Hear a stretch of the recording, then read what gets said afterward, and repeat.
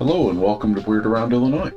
Today we're going to talk about a cryptid that we spent a little time with up in Wisconsin a while back. That would be the Goatman. Let's get weird. So, when we first went looking for Goatman, I thought it was just a Wisconsin legend. So, imagine my surprise when one of our team members pointed out to me that this is not a Wisconsin cryptid, this is an all over the US sort of cryptid.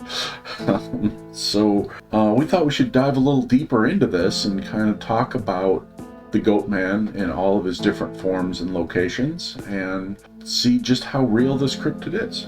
So I guess we should start by defining the Goatman. There do seem to be some commonalities between all the sightings. One thing is that he's bipedal. He always seems to walk on two legs. Mm-hmm.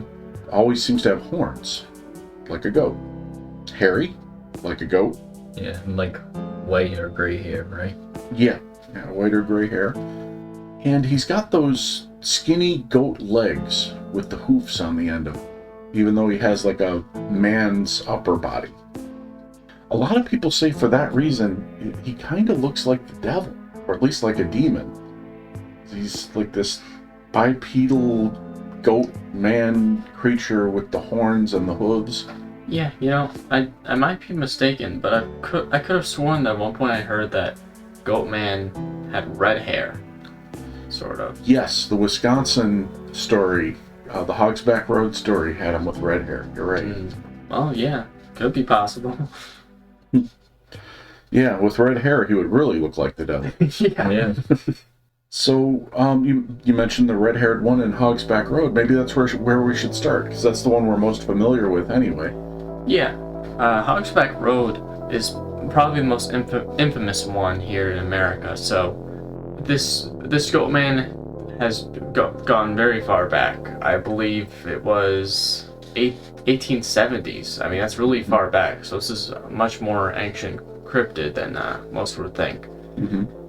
But for the most part, to modern day people, the most recent sightings anyway are when Goatman essentially chases after your car.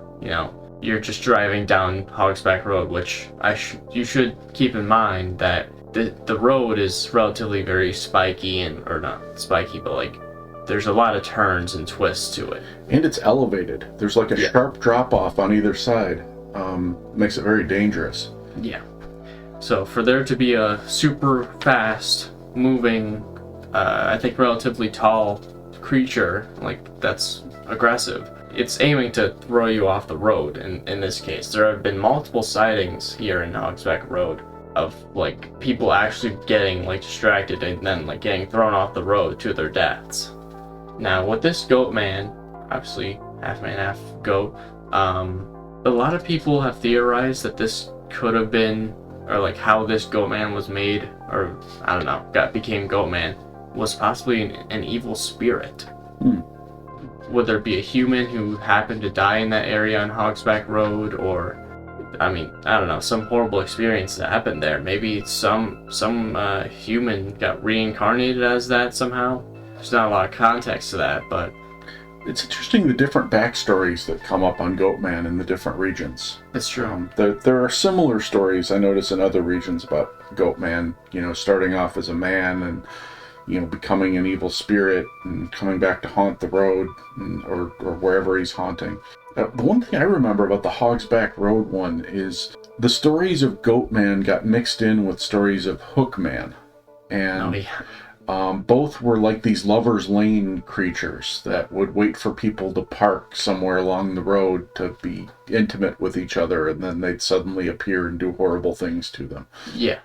And that was when we drove down Hogsback Road, we were like, where the heck would people park? You'd have to like fall down a mountain to park your car. Yes, that's certainly a variation. Yeah. From Hogsback Road, this one, I've mainly just heard like cars currently moving down the road, going relatively fast, and then Goatman passing them and then trying to push them off the rails. Yeah. Now, Hogsback Road isn't the only sighting in Wisconsin, though. There have actually been a few from around that area. And, there's a place called South Mill Road in Kewaskum, Wisconsin.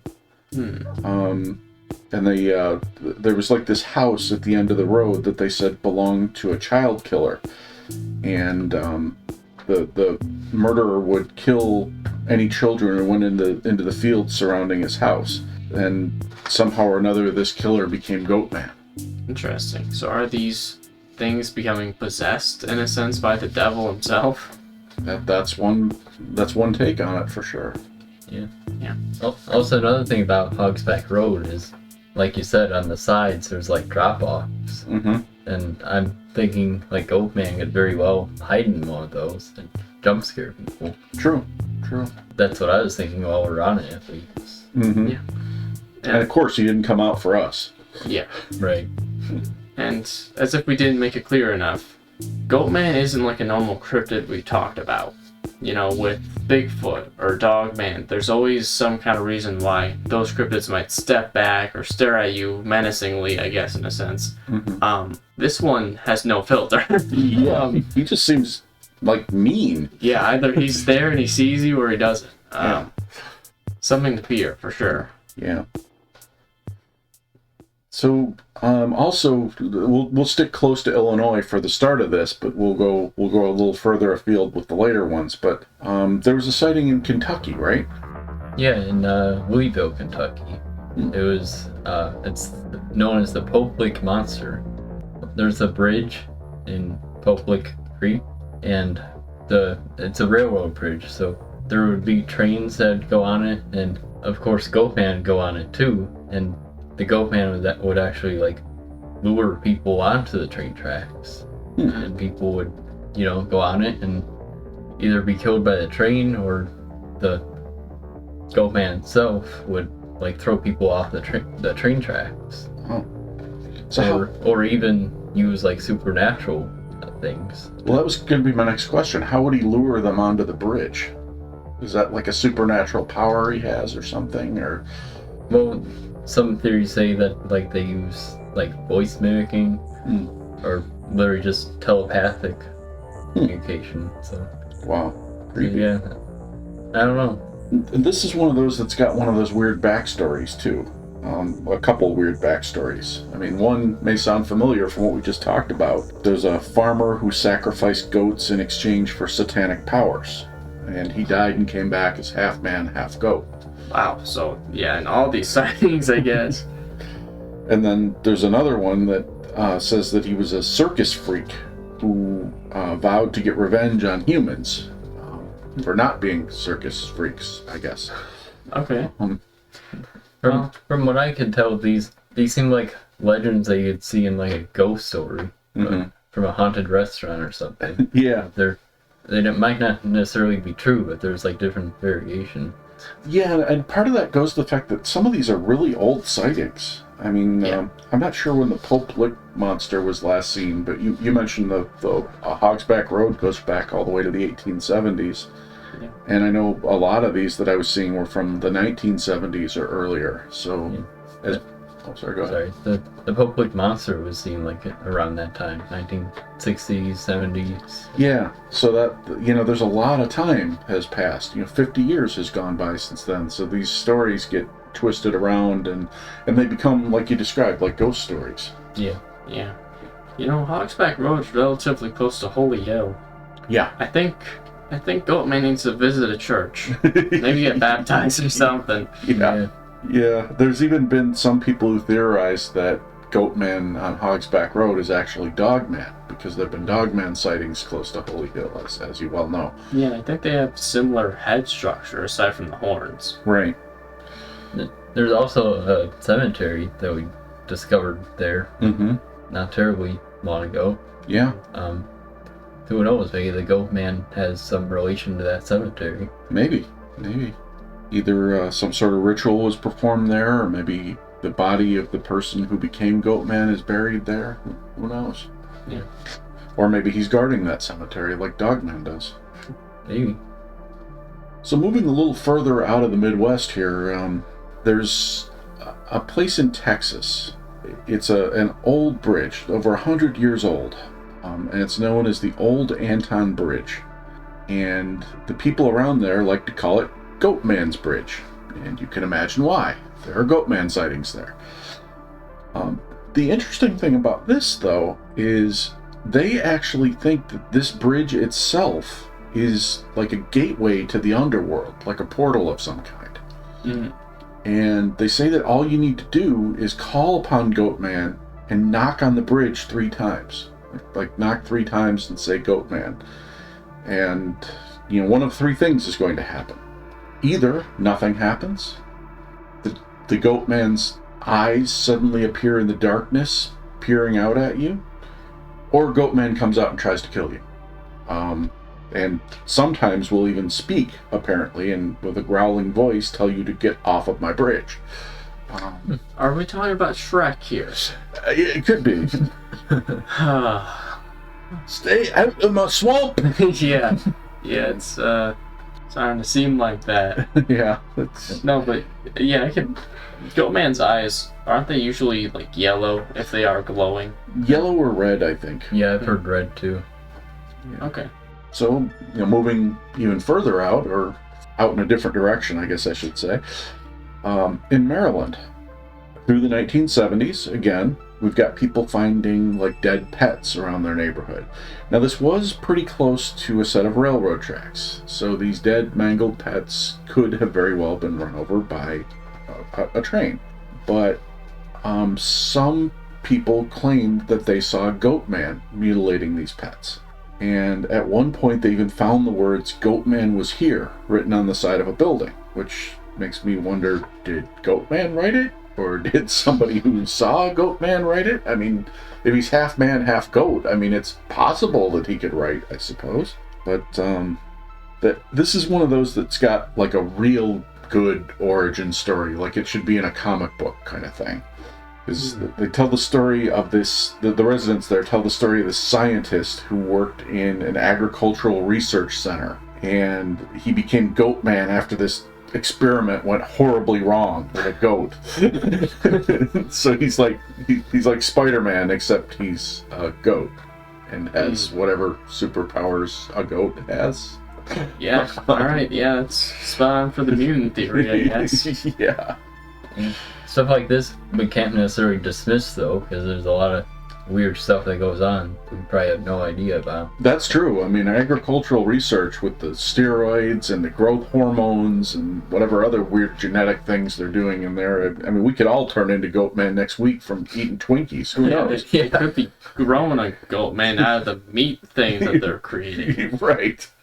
Yeah, well, meatballs. or one of those meat substitutes. Yeah. I still don't trust those things. No, if those go on the market, I'm not buying. So that leaves us with one more region with Goatman sightings that we're aware of. Yes, and that is in Pennsylvania. So here, over there, the most popular name for this variation of Goatman is the Waterford Sheepman. What a lame name. Yeah, it sounds kind of basic. I'm afraid of a sheep man. No, I just think of a random sheep staring at me with like eyes. Yeah. But this one's much more rural, or in farms. Mm-hmm. So this one, it was mainly popular as in like more scary in the 1970s. It seemed that some farmers were witnessing or like seeing every once in a while some kind of Goatman attacking their animals. Yeah, their crops, their animals. Yeah. Common theme here. Yeah, certainly a very blood-hungry creature. I think there was something in there about another bridge. The Goatman seems to like bridges. Yeah. And there's a covered bridge, like right on the outskirts of Waterford, where he's spotted lurking around. It's like his home base. And then there was something about him maybe living in a cave just outside of town. And then, there were just tons of these sightings of him throughout the late 60s and early 70s. And then he just kind of vanished after that. Yeah, but focusing on the farm, something interesting that I'm finding out is Goatman apparently at this time threw rocks and a bunch of objects. Oh, wow. Which leads me to actually think that maybe this is Bigfoot Yeah. in this area, because The only other cryptid that I think of would be Bigfoot throwing rocks. I've never heard of Goatman doing that. Well, it's funny. We were just watching that special on the sheep squatch yesterday. Yeah. Oh. Yeah, it's interesting because like a lot of people seem to associate Goatman with Sasquatch somehow. I guess they look similar to people, just without the horns. Maybe Bigfoot. Yeah, in this case, I fully believe it because, I mean, it's killing livestock. You know, I know for sure Bigfoot has done that before, whether it be to eat it or not. It's done it, and then to be throwing rocks, tires, whatever. Yeah, it's definitely some Sasquatch behavior. That's his classic "get off of my land" type of behavior. Yeah. But in all fairness, we do like to present both sides of the story here. So I have to share this last little tidbit about the Waterford sheep man, and that's in 2005, a man sent an anonymous letter to a reporter where he declared that he and his friends were bored and decided to scare people by wearing a sheep costume and running around creating havoc in the town. Oh. So Okay. now this could be just, well, it could be a number of things. It could be just somebody trying to get attention. It could be a government cover-up because somebody got too close to unraveling the secrets of sheep man / Sasquatch. Or he could be telling the truth. He may have actually been responsible for some or all of those sightings in that area, and maybe that explains why they dropped off so suddenly. Perhaps. I mean, it's something we always have to bear in mind here when we're talking about these cryptids. There are people out there who fake these things. And it doesn't mean that the real cryptid doesn't exist. It might, but just because there are people who do falsify these reports or set up elaborate hoaxes to convince people they're seeing something that they're not, doesn't necessarily mean that the thing they're pretending to be doesn't exist. It just means in that particular instance, the sighting was fake. Yeah, I mean, if this area was faked, it doesn't mean the one all the way in Wisconsin was faked, where it's running super fast and chasing cars. Right. Yeah. And it doesn't even mean necessarily that all the ones in Pennsylvania were faked. No.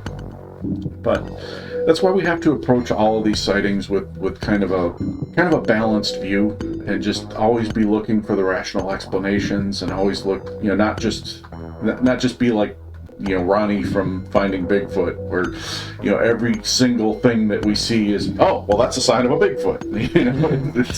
You have to keep a little bit of skepticism there and be willing to accept. Sometimes it's a fake, or sometimes there's a rational explanation. Yeah, and as this stuff gets more and more popular, there's gonna be like more and more people faking it. Yeah, it's just how it goes. Definitely. Welcome to the internet. Yeah. Even before the internet, I'm sure that happened. So. Yeah. So I guess that leads into, our final question, which is, do you think that Goatman is real? Any version of him that we've read? Well, the possessed version that may have red hair, I believe in. I don't want to see it, but it seems very unique and something, that variation you can't really mistake too much. I personally don't believe Goatman exists, to be honest. I think there's just not enough reports that I've heard of. To me, it's mostly just legend, like ghost stories, except some ghost stories are pretty legit, but yeah, still, I don't always believe legend. Yeah, it's hard to classify all these to be like if they're all proving that it's directly Goatman. I mean, it could be something else. It could be anything. Yeah. I guess what's bothering me is that, to the best of my knowledge, there hasn't been a credible Goatman sighting in the last 30 to 50 years. Yeah. So that makes me wonder if there ever was a Goatman, if there isn't anymore. Maybe he's extinct. Maybe. Possibly. Or if you want to go interdimensional. Maybe he just packed up and left. Yeah. What if they can transfer through portals, like Dogman might be able to do, or even Bigfoot for that matter? It's possible, and that kind of leads me to my feelings on this, which is, I don't think there's a Goatman necessarily, but I think that people may be mistaking other cryptids for Goatman. I think they might be seeing Dogman or Bigfoot, or in some cases maybe not a cryptid. Maybe they're seeing a bear, or maybe they're seeing, some other animal that doesn't ordinarily walk upright, suddenly standing on two legs for a short period of time and thinking it's a Goatman. To address your point on the red-haired one in Hogsback Road, you may recall we dismissed that one when we investigated Hogsback Road. And the reason we dismissed it is because there were like 12 bars within a 2-mile radius of Hogsback Road. Oh, yeah. And so we were thinking, well, there's a lot of drinking going on here. They could be seeing a German Shepherd or something and thinking it's Dogman. But, again, to be fair, a lot of these sightings were in the 1870s, and I don't think there were that many bars around there then. So, so maybe not. I don't know. But, I guess I'll keep an open mind to it, but if I were on the spot, had to say right now whether these sightings were Goatman or something else, I would probably go with something else. Yeah, Fair enough. I'd say so too. I'd say it's probably like a variation of Bigfoot or something. Well, we would love to hear what you have to say. If you've ever seen Goatman or have heard some stories from the past about Goatman, or if you just have a theory about Goatman, by all means, feel free to leave your comments. Or for sightings, if you don't want to put it in the comments section, we do have an anonymous contact form you can fill out, an anonymous sighting form. And as always, thank you for listening, thank you for subscribing, and thank you for telling your friends.